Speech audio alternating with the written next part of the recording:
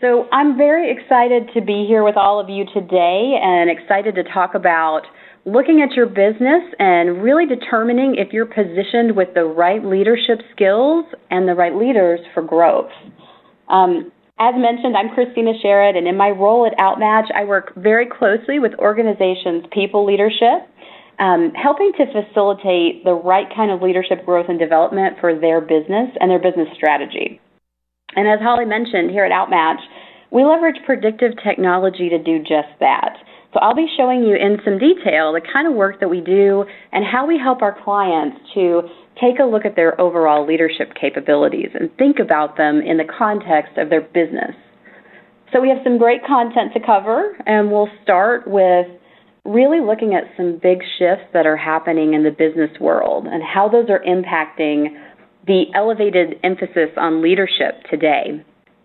We're going to take a look at common leadership analytics, how you're using those leadership analytics strategies, and challenges, barriers that are getting in the way of people doing this.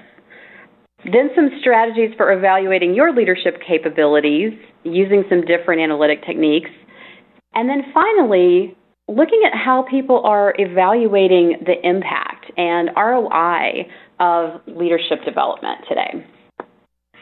So let's start by taking a look at the management guru, Peter Drucker. He's setting the stage for us really well here.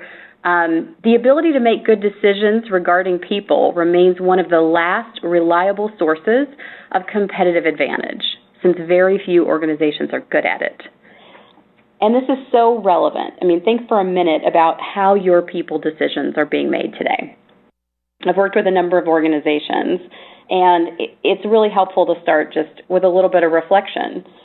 Are you leveraging data to inform decisions around succession planning, hiring, making lateral moves, evaluating your external or your internal hires, as well as what you're including in your development or performance plans? And then, if you are using data, how confident do you feel in that data? So, let me share with you some interesting data that you may or may not have seen before. So, an organization called Insight has been really looking at these trends in terms of the S&P and what's happening in the market. So on the S&P, obviously a number of things impact organizations being included or not included. But they're noticing that the market is shifting. And what they've found has been consistent for a number of years now, that the number of years an organization stays on the S&P is shrinking. And based on kind of this overarching trend, it's estimated that the average number of years to be on the S&P will be about 12 by 2027. Now, there's a lot of reasons for that happening, but the trend is pretty clear. And one theory is that industries are experiencing unprecedented disruption. And you may be seeing this in your own business. But we're seeing a rise in investments in entrepreneurial ventures, new ways that technology is changing how organizations are providing their products and their services. And so what that means is that organizations can't rely any longer on a single product or great service as a condition for success. They really have to think about how they're going to be reinventing themselves to meet the needs of the future. So that puts their people at the forefront. Leaders are an asset. They're the ones picking up on these minor shifts in the market, sensing the need for a shift in strategy, innovating those key customer offerings. And they're the ones making sure that organizations don't lose the essence of their internal culture as they're making these shifts. So some organizations are really only looking at the technology strategy side, but what we've found is that successful organizations are investing in their leaders at unprecedented rates. So estimates at this point of investments in leadership development are over $13 billion, which is huge. But recent surveys by Deloitte have found some kind of shocking companion results, which is that only 6% of leaders are confident that their leadership pipeline is very ready for the future. And 51% of leaders report a weak succession plan or nothing in place at all, which is kind of kind of startling, kind of alarming if organizations need to be poised and ready for these disruptions, right? So how do you know if you have the leadership capabilities for sustained and profitable growth? And the answer in our eyes is having meaningful data. So to accurately and effectively understand the leaders you have in place today, and to understand what's needed to get your organization where you need to go in the future, it's critical to have a data-driven leadership development strategy. And the model that I'd advocate for my clients is beginning with evaluating your leadership capabilities against your strategic needs for today and for the future. And from there, interpreting through the context of your business or industry, what are those meaningful insights? What are those takeaways? And then we can translate that into action. And to get meaningful action, of course, we need support from the top. And we need a mindset shift around how people are looking at leadership analytics. So what gets in the way? Why isn't everybody doing this, right? It seems simple enough. So it's actually, there's a number of reasons. So many are uncertain about what data is the best to look at for evaluating capabilities. Organizations may also lack knowledge around how to analyze the data effectively. And we're going to talk about some different strategies that you can use. You don't have to have internal analytics experts in order to do this. It helps, and we're seeing large organizations definitely move that direction. But there are many, many resources out there. They may have difficulty translating the data into actionable insights and takeaways, particularly when it does not correspond with prevailing perceptions in your organization. We've found that sometimes there's a lack of executive buy-in to the process or the investment, and may not result in financial resources being put towards analytics or looking at capabilities in a holistic, deep way. And it also may seem less pertinent to the immediate success of the business. We know that our people leadership groups and HR groups are constantly asked to provide a number of resources to the business, many requests. But in order to be a real strategic partner, you have to have information. You have to know where you stand today and be able to let some data inform those decisions. So when I'm working with clients, the work that comes first is the most critical part of the process. So I'm going to kind of walk you through the mindset and some of the things to consider. So first, if you don't have it already, you need a really solid grasp of the strategic direction of the organization, both short-term and long-term. And keeping in mind that if you're like every other organization out there, that's changing continuously, right? So having your finger on the pulse of that is really important in order to have data that's useful and helpful. So this goes to the movement of having, we're seeing more and more CHROs in organizations so that the people strategy is directly linked to the business strategy, which is fantastic. It's critical before beginning this process that this is very clear and all parties really have a common understanding of what the organization is trying to accomplish, whether it's in the next year or the next 3 years or the next 5 years, all of which are important. So when I go into an organization, the first thing we really do is we understand what's shifting, what's the landscape, what's the organization trying to accomplish, what's the aspirational culture that they're desiring to get there. And second, the key stakeholders need to believe that leaders having the right quality is critical for success. So having that kind of common mindset is important. And then finally, those same stakeholders really have to be on the same page about what leadership capabilities are needed to get the business where it's trying to go. So very often when I've seen people implement leadership analytics techniques, part of what fails is everyone's not on the same page from the get-go about what's important to be looking at, about what we need to be measuring. So having that alignment and that common understanding from the beginning is really important. And it often falls to us to really foster these mindsets and get agreement of a common picture. So as you're thinking about this and your measurement technique, before you begin to paint that picture of those leadership capabilities, consider your stakeholders. Think about who is important to the leadership strategy at every level and how they'll be using these insights. So when we're working with an organization, I do like to provide them with a big picture at the organizational level, and then consider what's the regional or team level that will need to be looked at. What are the different ways that we need to segment the data in order to get the best insights? What departments will need to shore up? What team differences would we expect or be important? So this is really that planning phase. So you've got alignment on what you want to measure at the big picture, what the criteria are. Now you're defining a little bit more about how you're going to measure it.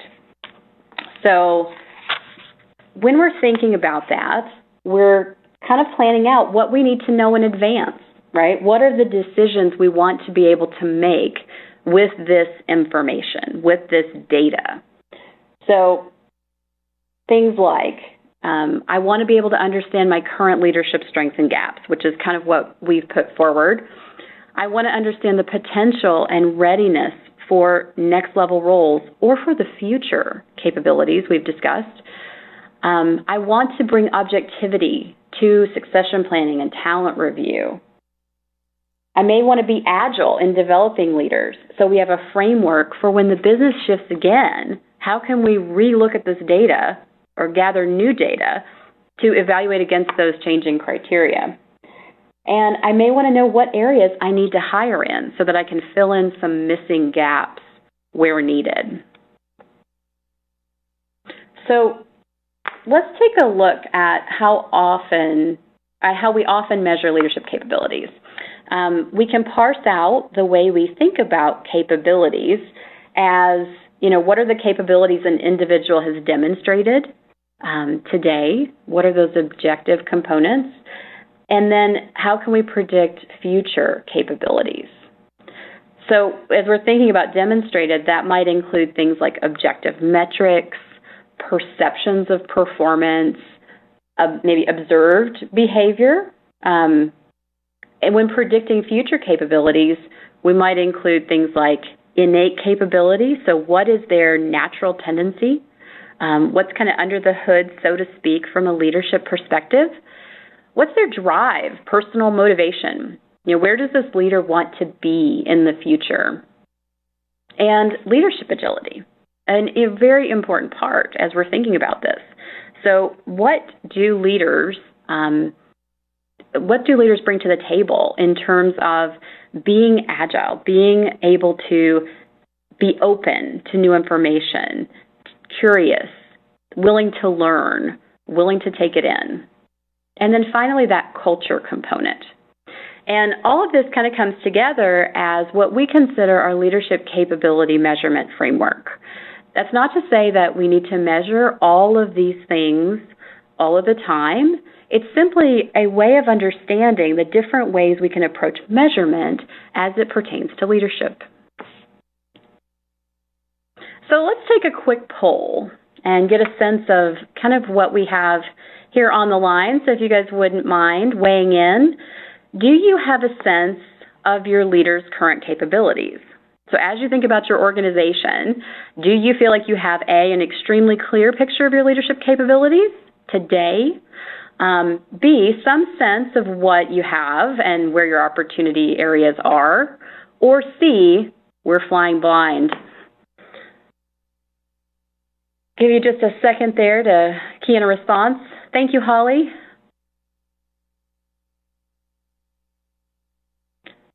Okay, so a vast majority, it sounds like, have at least some sense of what you have and where you are, but very few people are feeling extremely confident in their data, and a significant portion feel like you're flying blind at 14%, 16%, 18% now.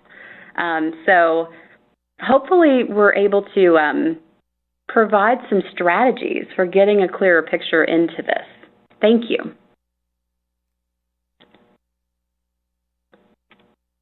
Great. So let's take a deeper dive on those demonstrated capabilities. And when I say demonstrated, I'm thinking, this is very often how we're capturing current capabilities, right? It's most associated with current capabilities.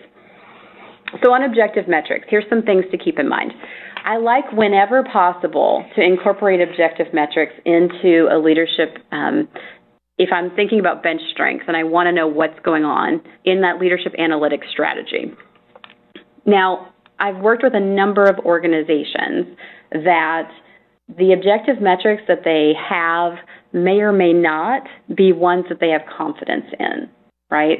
And this is an important thing to keep in mind about all of the different aspects of leadership measurement that we're going to talk about. If the business and your key stakeholders don't have confidence in the data, then you're already working from behind, right? The insights from the data are only as good as the data and the key stakeholders' confidence in that data. So in their minds, garbage in, garbage out. So you have to really involve your key stakeholders in this selection process. So as you're choosing the analytics that you want to include in this, it's important to keep that in mind. So from an objective metrics perspective, some things to keep in mind. As you go up kind of the leadership ladder, if you will, many times objective metrics get fuzzier, more difficult to include. So think about, are there things that need to be normalized? So for example, if you're looking at leaders of regional groups, for example, is each regional group built the same? Probably not. Some may have more locations than others. Some may have more employees than others. So think about how to normalize that. And one of the ways that we're often doing that is we are transitioning those objective metrics to a percent of goal type of metric, which then allows us to have a consistent measurement across all of the leaders that we're trying to evaluate for, right? We want to ensure that there's data for the entire cohort. So if you're kind of doing a cross-section, a slice of your leaders, that those are leaders where everyone pretty much has data. Once you get sort of these people have some, these people don't, then your insights really start to degrade. And remember, as the quality of your data degrades, the insight and confidence that your key stakeholders will have in it will go right along with it. And also, this may or may not capture what's needed for the future. It's really just a snapshot of today, right? So we'll talk about it a little bit more as we go on, but there's many reasons why you might not see some things emerge. So is that particular metric that you're looking at something that's being prioritized for that individual today? Is it something that they have an opportunity to demonstrate, right? So perceptions. Very often, the most common way we look at perceptions of performance are performance reviews.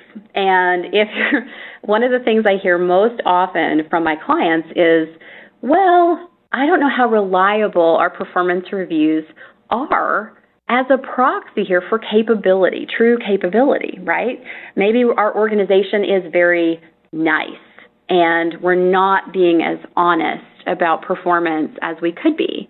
Or maybe our organization has forced ranking on performance reviews. And so that data then has some adjustments that may not lend itself for this purpose.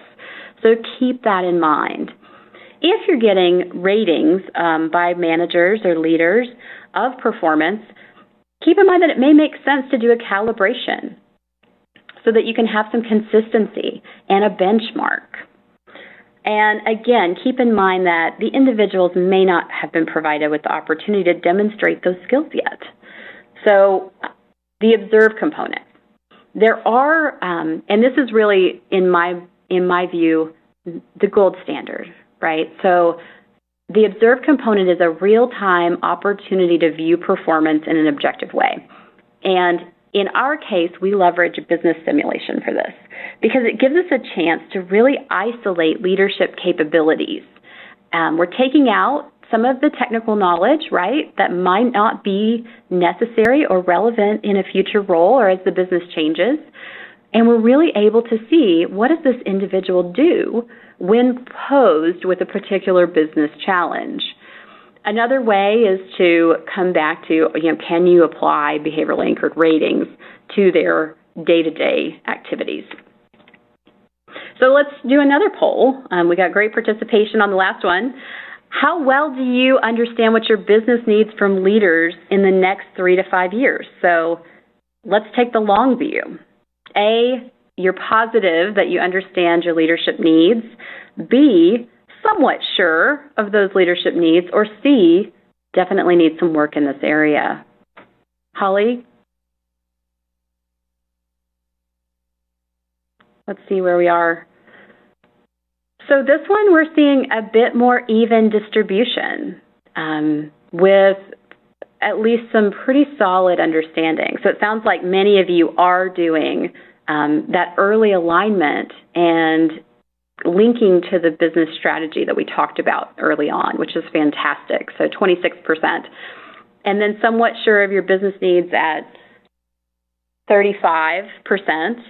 And a strong proportion feeling like definitely needing more work in this area. And I'll tell you, we can go back to the presentation, Holly. I'll tell you, I think the way that happens most often is getting the dialogue started, which can be the most difficult part, but that's really the role of people leadership on an executive team. To ensure that we're linking that future business strategy to what does that mean about our people? What does that mean about our leaders? What does that mean about the kinds of skills leaders need to have, right? And this is where we're drilling it back down to those competencies or skills that we just talked about evaluating in demonstrated performance. So as we're thinking about looking at the long game and predicting future capabilities, this is part of that framework, but built out a little bit. So taking the picture of innate capability, what does that mean for looking at leadership skills, leadership capability as it relates to your innate components? So we begin by looking at personality style, or those behavioral traits that someone may have kind of naturally. What do they bring to the table? Now here at Outmatch, we have predictive technology tools that we leverage that really translate those behavioral traits into how they help or get in the way of demonstrating those leadership skills. So for example, if part of my role is leading and inspiring others, how am I built naturally? Am I assertive enough to do that? Am I positive enough about people? Am I expressive? What is it that's natural to my style that is going to help me or get in my way? Because we know that some of those foundational components are really important for awareness and development, but they can definitely create roadblocks, right? How you're naturally built can put you on a path to success from the get-go. So looking at competency fit there, we also look at cognitive capability. So what is the critical reasoning capacity of an individual or a group of individuals? Remembering that there's not one right way to approach a leadership skill. There's quite a bit of variance in there. So we're not looking at a very narrow picture, trying to create a completely homogenous group of leaders. It's a very broad group. However, we know that certain directional kind of intensities of those traits or skills is important. Now, drive and motivation. It cannot be emphasized enough. Do these leaders have the drive and motivation? And the way we look at that is, are they demonstrating that discretionary effort? Do they have an achievement orientation? And not to confuse this with engagement. You can have leaders that are extremely motivated, have high aspirations, want to achieve, but who may or may not, for whatever reason, be deeply engaged in the organization. Leadership agility, that's what we were talking about before, having that naturally adaptive style, being curious, naturally curious, asking lots of questions, wanting to learn more about the business, being flexible, able to change, and then wanting to learn, wanting knowledge. And then finally, kind of, you can see it underpinning all of those, that the individual has alignment with the culture of the future. And from a measurement perspective, we do have mechanisms for measuring individual kind of culture fit, personal values, if you will, against the overarching aspirational culture of a business. So the culture piece is a critical piece of the puzzle when you think about things like organizations who are trying to go from being more of a traditional operating environment, working in an industry the way they always have, to being more agile, being disruptive, but extremely collaborative. And so when you're making those transitions, having people that are aligned to that aspirational culture of the business is also an important part of understanding your leadership capabilities for the future. So let me give you some views of how we do this. So I mentioned before, and again, all of these different aspects of the measurement framework may not be appropriate. However, it is important that you're kind of looking at both demonstrated performance and predicted future performance. So as we're thinking about this, you can see this is the leadership competency personality fit. So as I mentioned, those behavioral traits and how they're aligned with each of the capabilities that have been outlined as important for the future. And in this instance, customer focus was really the strongest for this group. And you can see this is an overall percentage fit looking at a total group of leaders.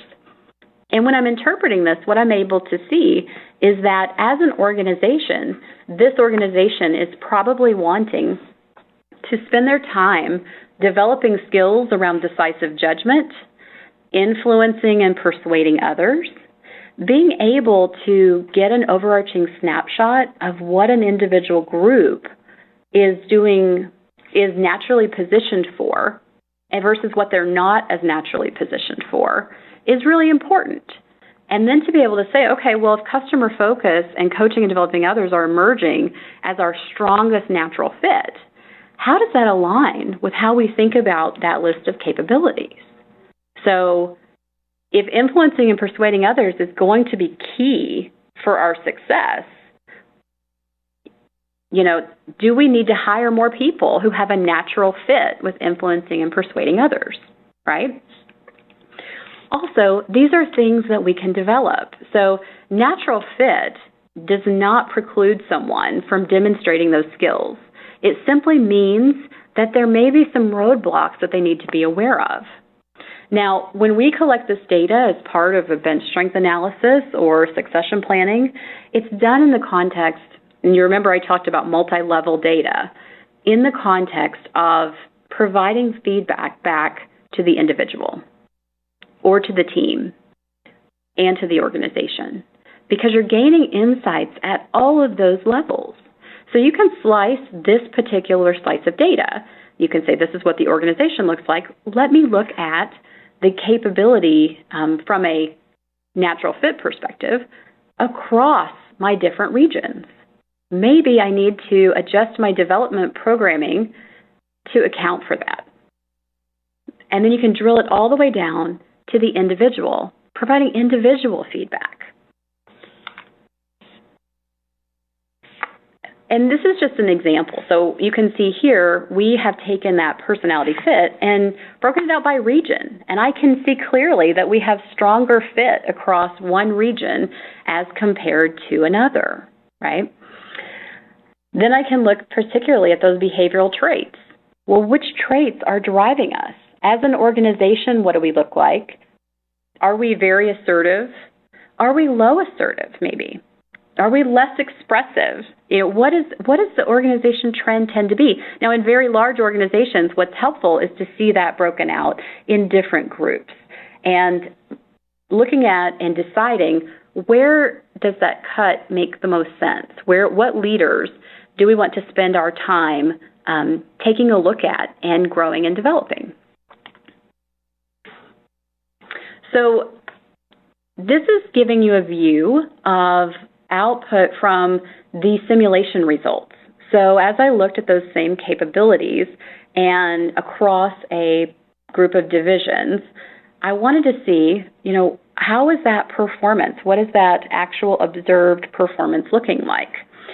And I can see it. I've got quite a few people ready with minimal development, which tells me I've got folks poised for a move that might make sense to work with for succession planning. And I have very few that are ready now, though. So I actually have my work cut out for me. So these kinds of views go a long way towards helping us understand what resources are needed, what strategies are going to make the most sense, where are my leaders, right? Are they ready for the future, or do they have big gaps? So if I saw very minimal blue and green, but black and red were through the roof here on my overall percentiles, I would start to get a little bit nervous, right? But you can't deal with what you don't know. So having these views is an important part of developing a meaningful strategy, right? And then here we can see where instead of simulation, we looked at manager ratings. And I broke those manager ratings out by different groups. And so we definitely instituted a calibration technique here, but this is where we're seeing some movement around, okay, so we have groups that are performing very differently. What does that mean for what those groups have going on? What does that mean for the future? Is there any area that's particularly low that would be critical? And then I can put that together. So what we typically do is once we take a look at the potential mechanisms that we talked about and we look at demonstrated performance and break those out into various views, then we can put them together and really look at what is that performance potential matrix. So many of you may use a 9-box today. That's fantastic. But this 9-box is really driven by the data that we just discussed. And I think it's important that every decision around what goes into this is really involving those key stakeholders, remembering that ultimately, again, the confidence in your data the confidence in your data is only as good as your stakeholders' confidence in what's going into it, right? So here we're seeing performance by potential and quite a distribution here. And what it allows you to do, and what this has allowed us to do with our clients, is bring some objectivity to their talent review discussions, bring some objectivity into considering how to start productive dialogue. I think it's an important time to call out that while we are strong believers in measurement and data isn't the end-all be-all, right?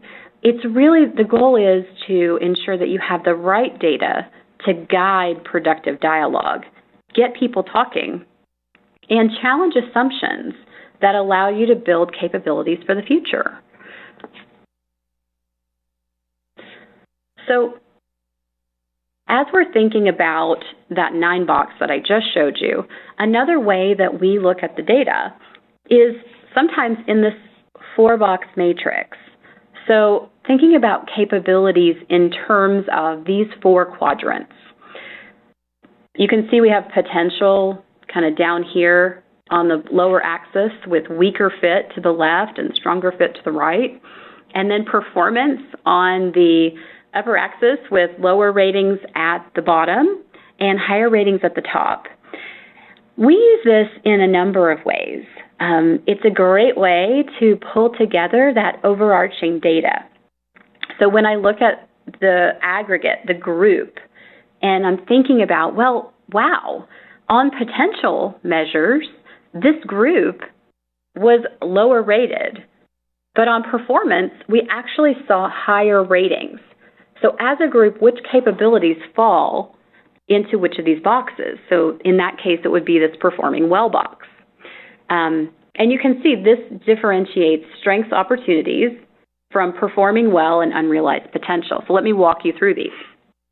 Strengths being areas where you have good congruence between performance and potential. Those are natural strengths that are being seen in the business today, right? That are coming through on that demonstrated performance measure. Opportunities are your opposite component. Those are areas where it is a weaker fit, naturally, on those potential measures, as well as not being seen on the performance. It was not demonstrated. And that can be for a number of reasons, but that's a clear opportunity. Performing well, as I just described, is when it's not necessarily seen on potential, but it is seen on performance. And so it's like saying this individual or this group or this team is performing well in spite of having a natural lack of fit. The unrealized potential is the opposite quadrant down here on the right, when you have an innate fit that's not being seen. So I have potential, or this group has potential, but we're not seeing this come through. And I've seen this with some executive teams, where when I look at their personality data, they're warm. They have skills that would lead me to believe that they are naturally, or they have traits that would lead me to believe that they're naturally aligned with making connections, with providing positive recognition to people. But then when we look at the performance data, we don't see that. And so what that tells me is, there could be a number of reasons for this. It could be a skill deficit. It could be that there are business pressures to drive results, and there really aren't metrics around some of those other things. So when the rubber hits the road and I only have so much energy to spend, where am I going to spend my time? Maybe I'm just deprioritizing that. It could also be that, personally, it doesn't fit with the culture, right? That there are ways of doing things internally. So we don't want to jump to conclusions about why we might be seeing this. This is where the dialogue comes in. To be able to reflect these insights and findings back, again, at the organizational, regional, department or team level, and then individual, and then have a dialogue about why, what's driving this, and then what's needed to close the gap between what's being seen here on the data and what's needed for the future. And this can be a very helpful matrix in having those conversations, even with individuals, for helping them understand how to put that data together. Now, I'm not suggesting that we're going back and showing individuals manager ratings necessarily, but this works very well in the context where we have that business simulation, for example, on the performance, and maybe a behavioral survey, like a personality assessment, on the potential, to bring that information together. So as you're developing insights, as you're thinking about, now I have a nexus of information about our leadership capabilities, how am I going to interpret this? What am I taking away from it? My advice would be consider the context. Think about the business state. What are the ways in which you're driving people decisions today? What are the perspectives that are currently in place? Are you using data-driven decisions versus intuitive decision-making? What is the organizational culture? So, for example, before, when I mentioned those executives who may have been deprioritizing the people leadership component of their role as opposed to driving results, understanding the culture goes a long way for making some potential hypotheses about what might be going on. I'd also encourage you to think about, from an analytics perspective, how can you link the findings back into what's happening in the business? So is there more turnover in certain regions or areas? What does that look like? And then, can we understand the factors that are also impacting leadership capabilities from the business? So, for example, in this case, looking at turnover rate for direct reports of managers. Over time, as the direct reports turn over, it impacts manager turnover. And we saw that here very clearly, which is a really important thing to understand. If you're losing your leaders, what are the different things in the business that are contributing to that? And how can your analytics strategy help you be in the know, so to speak? So, translating it into action, I think it's really important that you break down the results for each key stakeholder, making sure that the insights are really relevant to those individuals, that we're tying it back to very early on the things that they said were important to them, the things that they thought were important for the future. If those key stakeholders run a business line, what was most critical to that business line? So you'll get far more traction on your leadership analytics and support for development programs when you can translate it back into that individual's business need and their vision for the future. And don't just share insights. Take a position with recommendations, and you may challenge interpretations gently and encourage people to consider multiple interpretations of the data. Remembering that the data represents a snapshot in time. It's not static. So because someone demonstrated performance one way at one point in time, it's something we want to be continuously monitoring. So let's look at another poll. So we've talked a lot about thinking about leadership capabilities, looking at a measurement framework for gathering that data and then translating that into insights. How do you come back after the fact, once you've actually put that action into play, and look at how you get results? So I want to ask you guys, how often or do you consistently measure the effectiveness of your leadership development programs, true or false? So we consistently measure the effectiveness of our leadership development programs. A, true, B, false. Okay, Holly?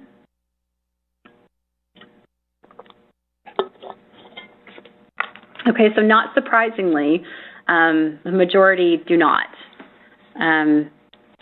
This isn't it isn't uncommon, but one of the things that can make it difficult, and 27% is actually fairly strong for true people that do measure the effectiveness of their programs.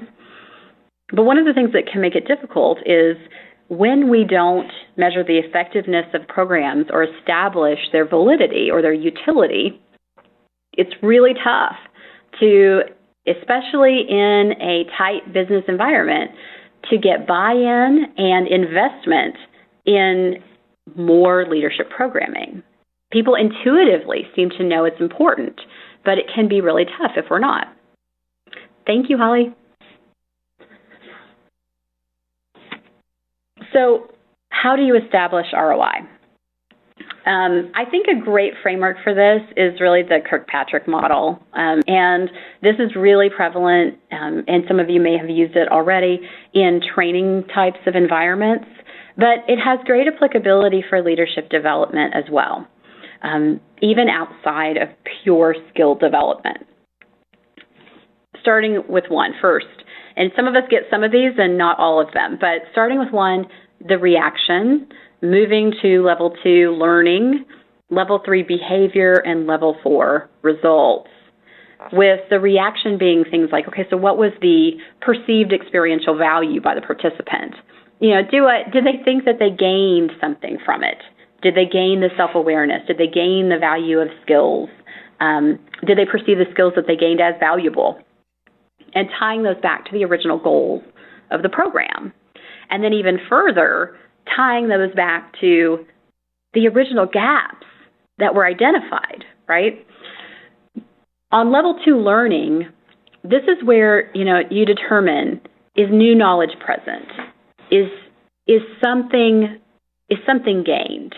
Now, when we're doing leadership development, this can be a little tougher. When you're doing straight skill building, you can kind of do a pre-post, right? Did they learn the new skill that they were taught? Yes or no? Level 3 really captures, I think, where most people live on this, which is there a change in behavior? So that can be by others. So is there a perception of behavior change? And one way we do this here at Outmatch is we do things like looking at what we call a Focus 360, which is a targeted, short, abbreviated 360 experience that's just looking at the behaviors that the individual was trying to change or develop. So we can see perceived change. Is there a performance shift? So whether this is performance on things like the business simulation that we talked about earlier, we leverage Outmatch Leadership Simulation, the stretch assignment performance, overall performance ratings, and then finally results, which is really what we're hoping to get to, right? Which is there an overall improvement on an individual metric? And as we talked about, that can be more and more difficult as we kind of go up the leadership ladder. Is there a difference between, for example, participants versus control groups? So if there's individuals who did not go through the development experience and individuals who did, are there overall differences in how those leaders are performing? And then finally, are there change in relevant people analytics? So are their people more engaged? Is the promotion rate increasing? Is there decreased turnover? Now again, the extent to which these can be linked back to the original goals of the program is really ideally what you want to see, which is why that level 3 is most commonly where it's at. But reflecting this back and closing the loop on your development programs really puts you in a much better place to continue them and to show the business the actual impact that they're having. Now, where I think a lot of people spend time, and I think they should spend time, is translating that then into ROI. So what is that ROI that is associated with the change that we just talked about? So things that I would keep in mind. Move needles that matter, right? What results are critical to the business? Close the loop. Take it back to that original question of what are the needles that we're trying to move in order to make the business achieve the goals that it needs for the future?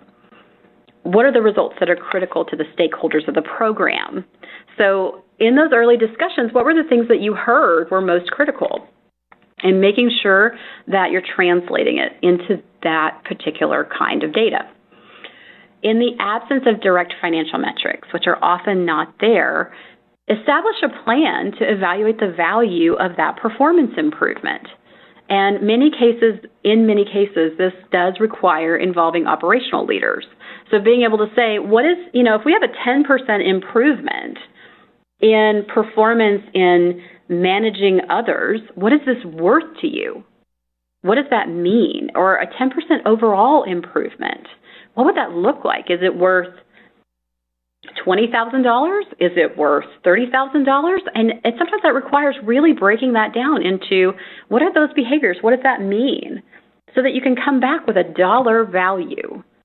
It's not easy, which is oftentimes why we don't do it, but it's really an important exercise to put yourself up against. I would also say expect reasonable outcomes. So when we are doing a program like this and we're trying to translate it into movement and data, small shifts can actually make a huge impact on an organization. and then measure continuously. So expect the effects to be long-lasting. Take the long view, but make sure that they are. Put mechanisms in place to ensure that your development programs are having a sustainable effect, not a short-term effect. Again, this all goes to being able to connect leadership development and your leadership strategy with the overarching business strategy. So I think we have some time for a few questions. All right, thanks so much for that presentation, Christina. Really good stuff today. We've got just about 5 minutes left, so we'll get to as many questions as we can. And folks, if we don't get to your question today, know that that information will be passed on to Christina, and she can follow up with you at a later time. So for the first question of the day, this one came in early on from Zolamar. I hope I'm pronouncing that right. Christina, how do you deal with a laid-back boss? How do you deal with a laid-back boss? I think part of it is really understanding your business, right? So if you know what's important to the leaders of your business, and so I'm not exactly sure the context that was intended in, but I think if you're expecting a leader to kind of step up to the plate and be a little bit more on point, part of that is, being able to reflect that data back and think about what might be driving that. If that's an individual that is overly laid back and we're giving them feedback, then being able to be honest and open about the impact of their style or what's kind of going on there behaviorally and observable to what you're trying to accomplish, to what the business is trying to accomplish and what their team is trying to accomplish. If this is in the context of I'm trying to put together a leadership analytics strategy and maybe I don't have all the buy-in and support that I could have, then I think it's not dissimilar. Being able to communicate and articulate what's the impact that's having on your goal and objective, and then how do you think you can work together to get there? All right, good information there. So I hope we can get to 2 more questions. We've got about 3 or 4 minutes left. So Christina, this question came up about the time that you were talking about the 9 box. Tom wants to know, how much variance do you see between regions in the United States? For instance, Northeast versus Southeast, etc. And then what about other countries? That's a great question. I think I would say the variance is extensive regionally and even internationally because we look at so many industries, right? So the way that that data is going to come together across capabilities is going to be so diverse and distinct across organizations. So it's difficult to say that I see particular regional trends or patterns or global patterns necessarily. I think if you broke it down into looking at each indicator, right, outside of the 9 box, and we were looking at just behavioral traits, I think certainly there are some kind of patterns that you might find at different levels of leadership. All right, great answer there. So next question comes from Daniela, and this is from the quadrant box, from the reaction, learning, behavior, and results. And Daniela wants to know if you could give more tangible examples of how each individual could fit into each quadrant. Sure. Daniela, that's a great question. Let me actually kind of pull it back up on the screen so that folks can kind of follow along with us. Let's start with strengths. I mean, if, for example, I'm someone who is, as I mentioned, pretty assertive, pretty expressive, but not overly so that I'm dominant, and not overly expressive so that I'm saying every single thing that I think, I might be well aligned, for example, with something like strategic communication. And that might be a strength for me, right? If I'm also demonstrating that on the simulation, or if I'm also demonstrating that and it's coming across maybe in a 360 set of data. An opportunity might be when you see misalignment there, right? I'm lower on assertiveness, potentially. Maybe I'm very low. And then maybe I'm also very reserved. And so strategic communication may be more difficult for me. And people are not seeing it. It did not come through as a strength on the simulation or on my 360. So that's a clear area of opportunity that might get in the way of my success as a leader. Performing well might be an instance where, I'm not particularly assertive, and I may be very reserved and holding back and not saying what I think, but people are seeing me as really communicating well, or I was able to do it when put in that pressured situation on the business simulation. So that's an instance where I need to watch for things like burnout, needing to recharge, right? Because if I'm operating against my natural style, it might get in the way of me being able to do that for a sustained period of time. And then that last quadrant, unrealized potential, is really where you've got that strong fit, but honestly, people aren't seeing it. So it's not coming through in the moment for whatever reason. And there were a number of reasons there that we talked about. So potentially skill deficit, potentially lack of opportunity, a number of things. Hope that helps. All right, sounds great. And thanks again Thanks once again for the presentation, Christina. And we'd like to also thank everyone at Outmatch for help in production. And so we'll go ahead and wrap up by first reminding everyone that today's webcast has been approved for HRCI and SHRM credit. A little bit of a different way to find this now. You can view those credits for attending today's webcast in your learning journey, which is under your My HCI profile. And so for all of us here at HCI, thanks for being here. We'll see you next time.